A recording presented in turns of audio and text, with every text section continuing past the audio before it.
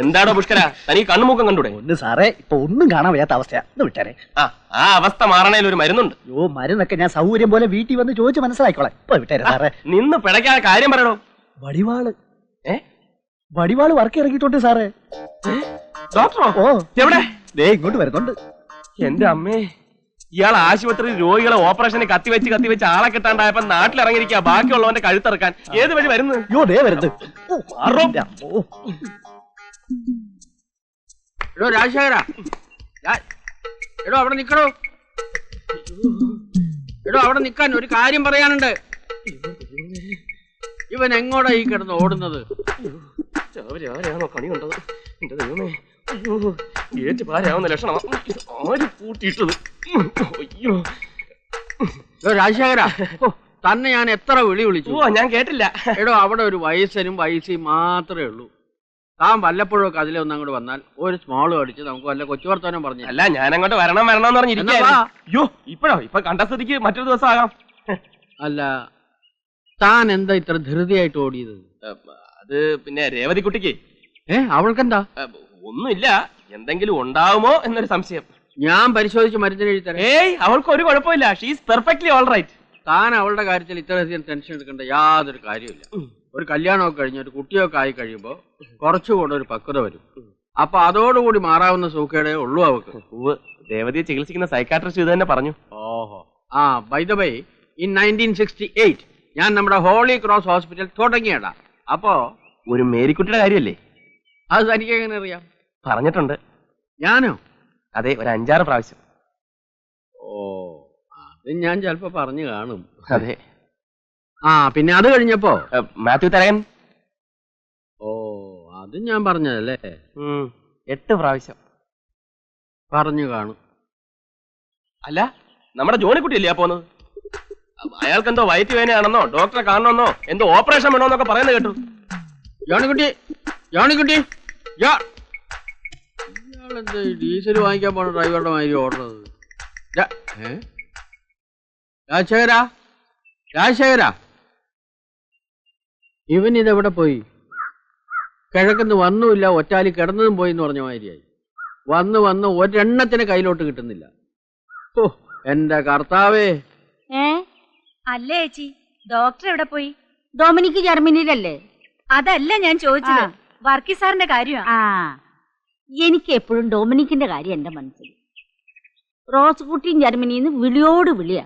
അപ്പച്ചൻ അമ്മച്ചൻ ഞങ്ങളുടെ കൂടെ വന്ന് താമസിക്കുന്നു. അതല്ല, അങ്ങേര് പറയുന്നത് എന്താണെന്നറിയോ? വയസ്സുകാലത്ത് ഇവിടെ എങ്ങാനും കിടന്ന് മരിച്ചാ മതി. എന്റെ ചേച്ചി ആ കുന്ത്രാന്റെ അടുത്ത് കാതിൽ വെച്ചേ. ഇതൊന്ന് എടുത്ത് കാതിലോട്ട് വെക്കാൻ. ഇതങ്ങോട്ട് നേരത്തെ വെച്ചൂടായിരുന്നോ ചേച്ചി? അത് ഞാൻ പേടിച്ചാലും ഞാൻ തഴിച്ചു വെച്ചിരിക്കുന്നത്. ചേച്ചിക്ക് ഇത്ര പേടിയാണെങ്കിൽ ഞങ്ങളുടെയൊക്കെ അവസ്ഥ എന്തായിരിക്കും? അല്ല, ഇതാരെ ലീലാമ്മയോ? ചേട്ടൻ വന്നു, ഞാൻ ചായ എടുത്തു കൊടുക്കട്ടെ. ഇവളൊന്ന് മിനിങ്ങിട്ടുണ്ടല്ലോ. അസലായിട്ട് തടിച്ചിട്ടുണ്ട്. ഇപ്പൊ ഇവളെങ്ങോട്ടൊക്കെ വരാറുണ്ടോ? നിങ്ങളില്ലാത്തപ്പോ അവള് ഇവിടെ വരാറുണ്ട്. ഇപ്പൊ അവൻ അവളെ പിടയ്ക്കാറില്ല. ഇല്ലാന്നോ തോന്നണേ. ഞാൻ ഇങ്ങോട്ട് വരണ വഴിക്ക് നമ്മുടെ ജോർജിന്റെ വീട്ടിലൊന്ന് കയറി. അപ്പൊ ഈ കേന്ദ്ര സർക്കാർ എണ്ണക്കുരുവായിട്ട് നാളികേരത്തെ പ്രഖ്യാപിച്ചതിൽ അവൻ ഭയങ്കര സന്തോഷത്തിലിരിക്കുക. കാരണം എന്താന്ന് വെച്ചാൽ അവന് ഇത്രയും നാളികേരം ഉണ്ടല്ലോ, ഒറ്റപിടി കാശും കിട്ടൂല. ഇന്ന് മത്സ്യമല്ലം കിട്ടിയോ? അത് ഇന്നലത്തെ മാതിരി തന്നെ.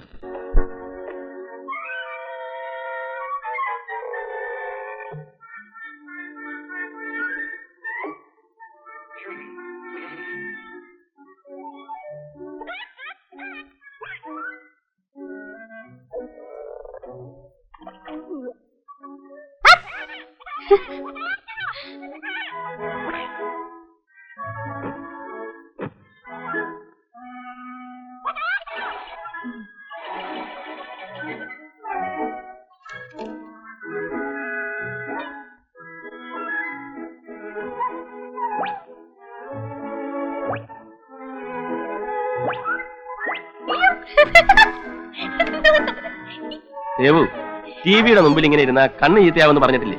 ഇവിടെ വന്നിരിക്കെ, ഞാനിപ്പോ ഓഫ് ചെയ്യും. ഇവിടെ അങ്ങനെ മിടുക്കി.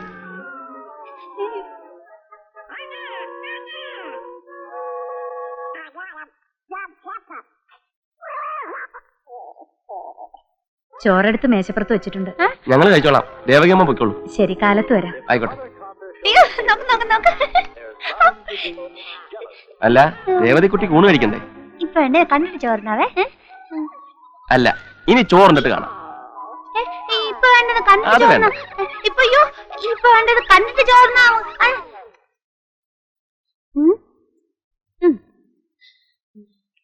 ചോറുണ്ടിട്ട് കണ്ടാ മതി. നോയിപ്പോ നോയിപ്പോ നോയിപ്പോ.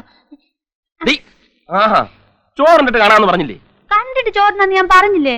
വേറെ നല്ല കാസറ്റ് കാണാം. Tom and Jerry. വേണ്ട, കണ്ടിട്ട് ഞാൻ ചോറിനോളാം. ചോറുണ്ടിട്ട് കണ്ടാ മതി. ഇത് കണ്ടിട്ട് ചോറിനോളാം. ഇത് കണ്ടിട്ട് ഞാൻ ചോറിനോളാം. കണ്ടിട്ട് ഞാൻ ചോറിനോളാം.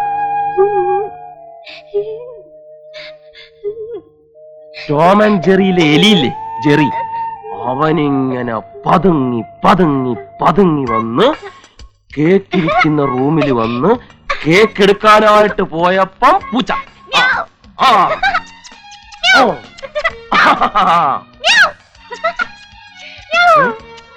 ആ, ജെറി ഇങ്ങനെ ഡൈനിങ് ഹാളിൽ പ്രവേശിച്ചിരിക്കുകയാണ്. അവനിങ്ങനെ അവിയല് അവിയല് അവിയല് നോക്കുന്നുണ്ട്. എന്ത് ചെയ്യണമെന്ന് ആലോചിച്ചുകൊണ്ടിങ്ങനെ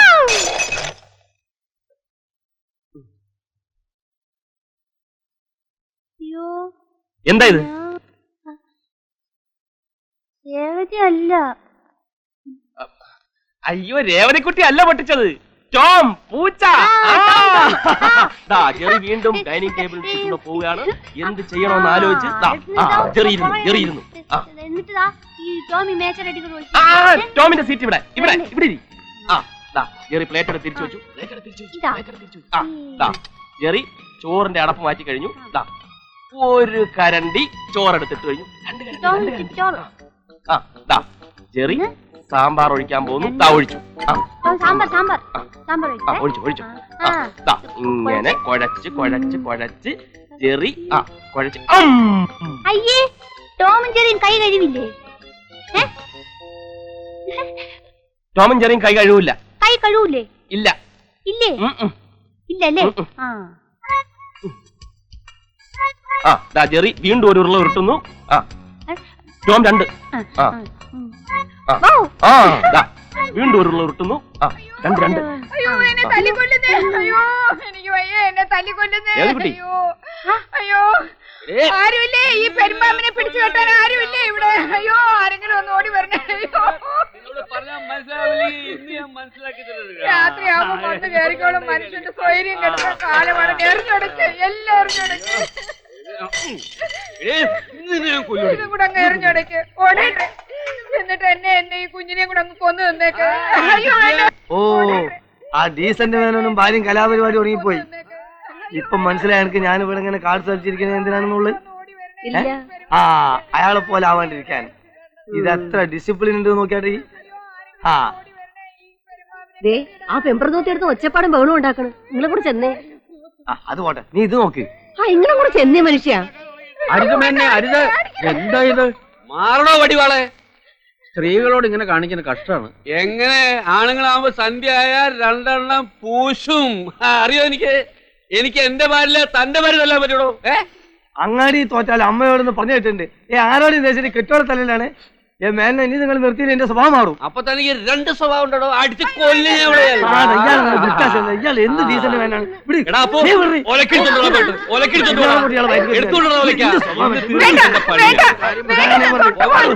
ഇത് ഞാനും എന്റെ ഭർത്താവും തന്നെയുള്ള പ്രശ്നമാണ്. നിങ്ങൾ ആരും ഇടപെടേണ്ട അത് കാര്യമില്ല. വീട്ടിനകത്തായിക്കൊള്ളണം. ഇവിടെ നാട്ടുകാരൊക്കെ ഞങ്ങൾക്ക് കിടന്നു കൊടുക്കണം. എടാ, അച്ഛൻ പറഞ്ഞ കേട്ടില്ല, എടുത്തോണ്ട് വേടാ വിലക്കാം. ഇതാണ് ഭാര്യ. സൂര്യൻ അസ്തമിക്കാൻ കാത്തിരുന്നോളൂ മോന്താനായിട്ട്. രാജേര, ഇയാൾ എന്റെ അമ്മാവനാണെങ്കിലും ഡീസന്റ് വേനോ ഇൻഡീസന്റ് ബിഹേവിയർ ഇന്ന് ഇവിടെ അവസാനിപ്പിച്ചില്ലെങ്കിൽ നാട്ടുകാരായ ഞങ്ങൾ കഴിയാക്കേണ്ടി വരും. ആർക്കട കൈ വെക്കണ്ട. നിങ്ങൾ ഇങ്ങോട്ട് വന്നാൽ മതി. എന്റെയും ദേവതയുടെയും കാര്യം ഇയാൾ നോക്കിക്കൊള്ളാന്ന് പറഞ്ഞിട്ടാണ് ഞങ്ങൾ ഇങ്ങോട്ട് വന്നത്. ഇപ്പൊ ഇദ്ദേഹത്തിന്റെ കാര്യം നോക്കാനേ ഞങ്ങൾക്ക് സമയമുള്ളൂ. അത് ശരിയാ. ഇവനെ കൊന്നിട്ടേ എനിക്ക് വേറെ പണിയുള്ളൂ. ഇയാള് ശരിയാവില്ല. അമ്മാവനെ ഞാൻ നോക്കത്തില്ല. അമ്മാവനെ തല്ലടാ, അമ്മാവനെ തല്ലടാ, തല്ലടാ. പിടിച്ചാത്തോണ്ട് പോയെ. അവൻ തല്ലട്ട് മരുമാനല്ലേ? അവൻ എന്റെ മരുമാനല്ലേ? തല്ലട്ടെ. അത് എന്നോടാവില്ല, അക്ബറിനോടാവും. ലോകത്ത് പല കള്ളുടിയന്മാരെയും കണ്ടിട്ടുണ്ട്. പക്ഷെ ഇതുപോലെ ഒരുത്തിന് ആദ്യമായിട്ടാണ് കാണുന്നത്. രാത്രി മനുഷ്യൻ കിടന്ന് ഉറങ്ങാനും സമ്മതിക്കത്തില്ല.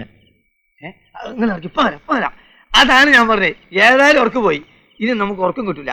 ഒരൊറ്റ റൗണ്ട് നോക്കിയല്ലേ. അല്ല രാജശേഖര, എനിക്ക് വളരെ സീരിയസ് ആയിട്ട് ഒരു കാര്യം പറയാനുണ്ട്. അല്ല ഡോക്ടർക്ക് പറയാനുള്ളത് ബാലകൃഷ്ണനോട് പറഞ്ഞാൽ മതി. രാവിലെ ഞാൻ കേട്ടോളാം. വീട്ടിൽ രേവതി തനിച്ചേ ഉള്ളൂ. Okay, good night. Okay Balakrishna, ഞാൻ പറയണതെന്ന് വെച്ചാൽ അയ്യോ, എന്റെ വീട്ടിൽ അമ്മ തനിച്ചേ ഉള്ളൂ. ആയിക്കോട്ടെ മോനെ, ഒരൊറ്റ ചീട്ട് റൗണ്ട്. കളിക്കാനോ? ഡോക്ടറുണ്ടല്ലോ, നിങ്ങൾ തമ്മിലാകുമ്പോ ചീട്ട് കളിക്കാൻ ചെയ്യാൻ കാര്യം പറയാം. ഞാൻ പോട്ടെ.